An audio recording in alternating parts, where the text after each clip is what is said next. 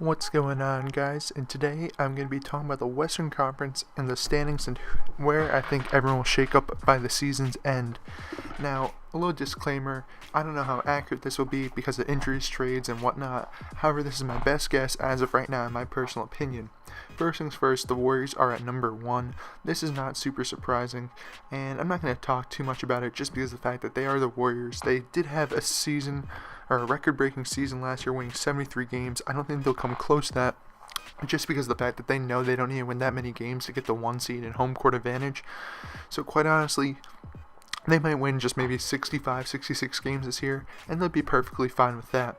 There is some issues with their low post defense and scoring. However, I think this team has enough talent to kind of overcome that issue. Number 2, I have the Spurs. The Spurs lost some pretty noticeable players in the offseason in terms of they lost Tim Duncan to retirement and then to trade away Boris Diaw.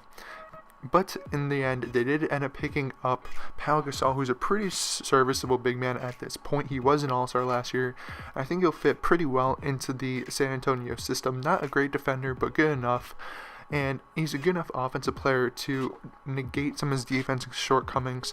And I think they'll be a very solid team. I don't think that they'll win anything more than maybe 56, 57 games because of a lot of guys in our team are getting older and we just don't know how much better Kawhi might be, or how good some guys might be in terms of Tony Parker or Manu Ginobili.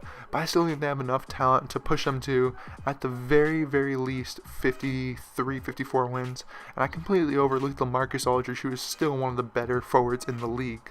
Alright, up next is the Los Angeles Clippers. But now, while the Clippers didn't address their biggest issue at the small forward spot, they fixed up probably their next biggest issue with the bench.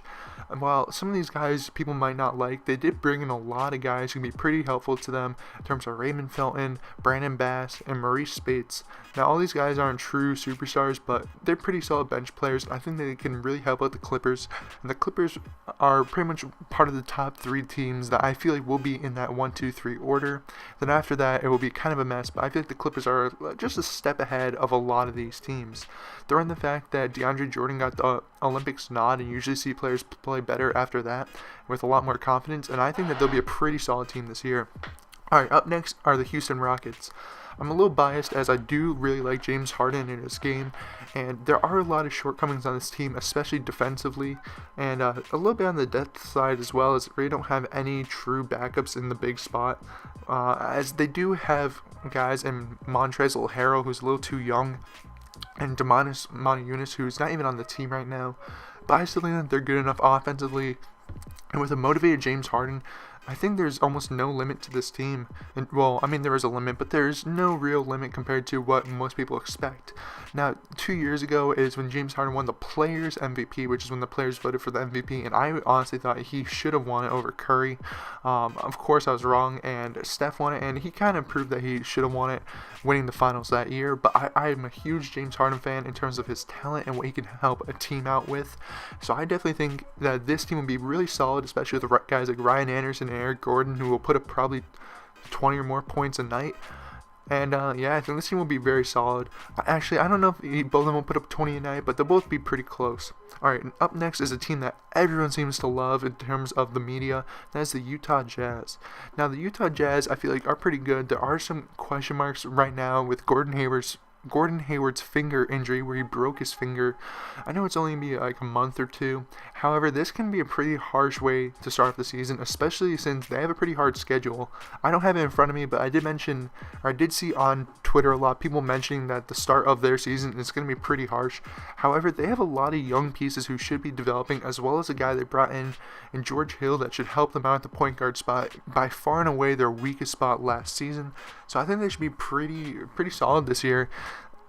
And everything just points them being a much better team. They have a good coach. They have a good young core with Favors, Gobert, Rodney Hood, and they got some good veterans in, such as Boris Diaw and Joe Johnson. So I think this team will be a top 5, maybe top 6 team. Alright, up at number 6, I have the Portland Trail Blazers. I'm a Blazers fan, so I might have pushed them up a spot or 2. And some people are high on them, and some people are low on them. Well, I just think that they'll be probably as good as they were last year. I have a kind of a weird feeling about them, where I don't think they'll be as great, or if they kept the same course last year, they'd be as good, as I felt like it wasn't a fluke year, but a year that everyone got super, super hot in terms of CJ McCollum and Damian Lillard. And I don't know if they'll be able to carry that over directly, but I think that they added enough good pieces in Festus Ezeli and my bad, Evan Turner. And some people might be really upset they overpaid Evan Turner, but I think he's a good fit off the bench or being starting small forward with Aminu at the 4. That they can really have a lot of ball handlers and really good playmakers on their team, so that they struggled with in the second round of the playoffs, as that's when you saw Plumlee get a lot of assists and a lot of playmaking responsibilities. I think Evan Turner would be able to kind of fix that, and there are some videos out there that Plumlee can now shoot the corner 3. I'm not a huge fan of inside bigs shooting 3s, but hey, if a guy can expand his game, why not expand it? Alright, up next at number 7, I have the Oklahoma City Thunder. Now, this is a team that I have no idea where they could place. They can actually, I feel like, finish top 3, or they can be much lower. Yes, they did lose one of the greatest players that we have seen in quite a while in Kevin Durant, but they did have a pretty successful offseason besides that. They did lose Serge Ibaka as well, but in the meantime, they picked up guys who can be very useful, and Victor Oladipo, as well as Ersan Ilyasova and Domantas Sabonis. All 3 of these guys, I feel like, are pretty talented players that can really help them out. Of course, their small forward spot is a huge question mark now, where they might just start Roberson. However, besides that, everyone else in their starting lineup seems pretty solid, where they'll have Westbrook, they'll have Oladipo, they'll probably start Ilyasova at the 4, and then at the 5 they have Adams, but then they have a lot of bench pieces that can fit really well on this team, and Anthony Morrow, Kyle Singler, and of course Enes Kanter. I'm probably forgetting other guys, but I think they had a pretty solid offseason, but just because of the fact that we've seen a Russell Westbrook team, what's done previously, and it was about a 48-win team. And then throw in the fact that some of the players are improving, but maybe not so much, and I got to put them at the 7th seed. Alright, at number 8, this is when it gets really tricky, because the next 3 teams, or 2 teams, I feel like can be in here, but I have the Memphis Grizzlies. I'm not a huge fan of the Grizzlies, as I do feel that their time is coming for them to need to completely rebuild, and they've been kind of just pushing it off. I think they're trying to more transition than rebuild, with a lot of signings such as Chandler Parsons and trying to get Mike Conley back to a monster deal. And I just feel like that their time is coming. I'm not too sure, but I think they have enough talent to stay in the playoffs. JaMychal Green is starting at the 4 with Zach Randolph coming off the bench, and the rest of their starting lineup is pretty solid. They're probably going to start Tony Allen again, who's not a great offensive player, but he's an excellent defender. But he's getting up there in age, and I don't think he'll be as effective as he once was. Even though all this has been presented, I still think that they will be a borderline playoffs team, and the 8-9 can be swapped with them with the next team I mentioned. However, this is almost exactly where I have them. Alright, number 9, I have the Minnesota Timberwolves. I like the Timberwolves as well, and I just feel like they could make the playoffs, but there are some question marks, and the last spot came down to them and the Grizzlies, and I had to give the nod to the Grizzlies just because that they are a more veteran team that has made the playoffs and even the Western Conference Finals, compared to the the Timberwolves that haven't made the playoffs in well over a decade. So I kind of give it to the Grizzlies, but the Wolves are very talented. I'm really excited to see what Tom Thibodeau will do with this young team, and I think they'll be super successful in the years to come. Alright, at the 10 spot, I have the Dallas Mavericks. Now, you can never count the Mavericks out, and I know they got some nice pieces in the offseason, but I just feel like there are way too many teams that improved more or were better than them and stayed at the same level comparative to how much they improved. So that's why I have the Mavericks at 10. Of course, you can never count out Rick Carlisle and the Mavs, and they got some nice pieces in the offseason of Andrew Bogut, Seth Curry, and Harrison Barnes. But I just don't know what their ceiling is and what their floor is, so I gotta put them at 10, as I feel like that's a pretty respectable and realistic spot for them this year. Alright, next up at number 11, I have the Denver Nuggets. Now, a lot of people like the Nuggets. I'm not huge on them. I do like a few guys on our team, such as Gallinari and Jusuf Nurkic, but I just don't know how good they'll be, as a lot of their players are really young and just seem to be good role players rather than stars.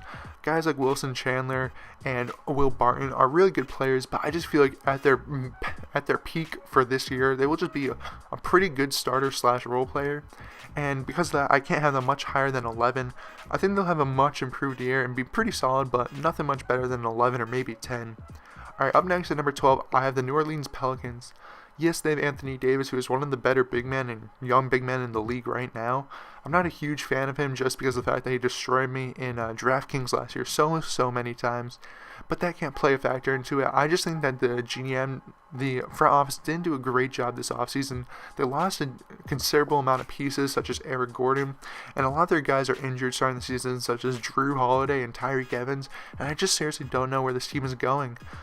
Of course, you got Anthony Davis, and that alone should put you at least 30 wins. However, because of his injury issues and other factors, I don't know how much better he can be and how much better this team will be than last season. So I'm putting them at the 12th spot, and I really can't justify them being much higher unless Anthony Davis becomes a monumental superstar and makes a giant leap, or somehow they get a good trade or two within the season. Alright, number 13, I have the Kings. Now, I hate the Kings franchise. I mention this all the time, mainly because their ownership and their GMing is fine, but it's just their ownership is just absolutely horrendous, and that trickles down to the GMing and their decision making. So many terrible choices, and drafting only big men, and making players not even do the tryouts for their team, or whatever, not even tryouts, for the draft, like workouts. And it gets you to the point where they are now, where it's just a bunch of pieces and a bunch of mediocrity. Darren Collison is out for 8 games due to some domestic violence issues, and they're going to have to start Ty Lawson, who I think can be pretty solid and will be a bright spot on this team. I feel like he will be pretty good underneath Dave Yeager. But they really don't have anything besides him, as Rudy Gay doesn't want to be there, and DeMarcus Cousins is always disinterested in this franchise. And I just feel like this is a huge question mark. They have a lot of young guys who I feel like are really good, and guys like Mecklemore, who they might have to trade away, and Willie Cauley-Stein, who I feel like will be a pretty good player in this league. However, there are so many issues that I don't know what they can really do this season, so they're going to either have to blow it up or just watch their pieces run away. But that's why I have them at the 13th spot, but they're talented enough to finish ahead of these next two teams.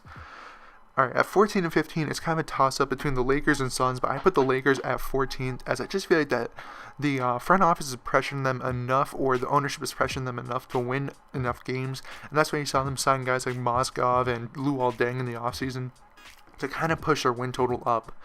I think that they'll be an okay team, and I'm a huge fan of D'Angelo Russell, and I think he'll be pretty solid this year. And then I'm not a giant fan of Ingram, but I think he'll be a pretty good Rookie of the Year candidate after Ben Simmons' injuries, and then throwing a lot of other things on this team, such as Julius Randle and Jordan Clarkson, and I think they'll be poised to win probably 26-27 games, but not too much more than that. They have a super bright future, but an absolutely horrendous current day. Alright, finally at number 15, I have the Phoenix Suns.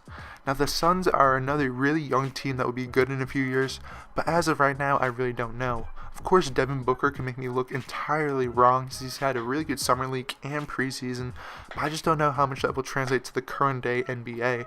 They don't really have a power forward on their team anymore, or at least a veteran, where they only have Marquise Chris and Dragon Bender, so they're probably going to have to start Jared Dudley at the 4. And then, besides that, they have pretty solid players, but I just don't know how good they'll be.